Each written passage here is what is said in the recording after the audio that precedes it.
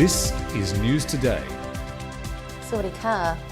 There's no doubting that the heat really is on at the moment. Phuket weather spotters say the island is in the middle of an unusual heat wave and it could be weeks before it breaks. Temperatures on the island are hitting 35 degrees by the middle of the morning, and there's no sign of the occasional rain that Phuket usually gets this time of the year.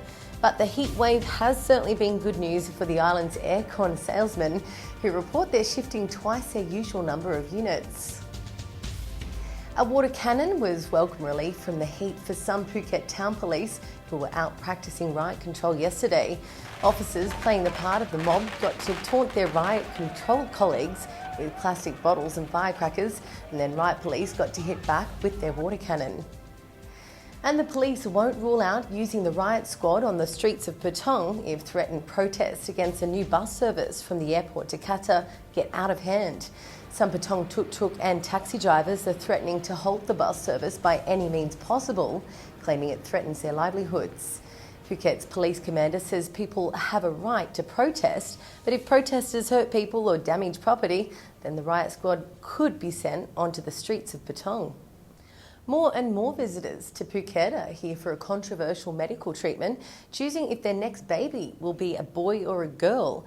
A clinic at Phuket International Hospital is one of the few places where so-called family balancing service is available. Baby sex selection is banned in Australia, but over 100 Australian couples travelled to Thailand for the procedure last year. That's up by a third from the year before. With already a lot of Russians on the island, consider this. New research shows that East European visitors pumped more than $1.2 billion into the island economy last year. That's around 36 billion baht. More than 650,000 Eastern Europeans visited the island last year, most of them from Russia. 1.8 million Russians took an overseas holiday in 2012, and around two-thirds of them were heading to Thailand for the high season. Finally, the family of German man Benjamin Jürgs are calling on members of the public to let them know if they see him around the island. Mr. Jürgs was last seen on the 29th of March in Germany. Soon after that, he took a flight to Thailand without telling his family. He's believed to be attending a half-moon party on Koh Phangan on April 3. That's all the latest news from around the island. We'll have more news today tomorrow. Now here's Sash with some events around the island this week. A lot of events coming up this week. Here are just a few. IBAP have a great speaker, David Armstrong, and he's one of the most respected journalists in the world. And he's speaking about the challenges with the world changing from traditional media to digital media. Should be good. Go to the IBAP website for more details, ibap-phuket.org, and that's this Friday night at the Royal Phuket Marina. The heat is on. The peak of the hot season and Central Festival are celebrating with a fashion parade this Sunday.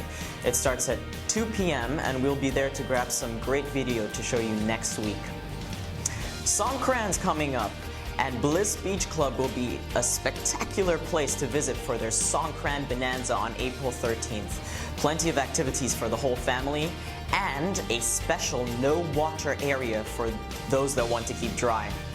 More events coming up on Thursday's News Today.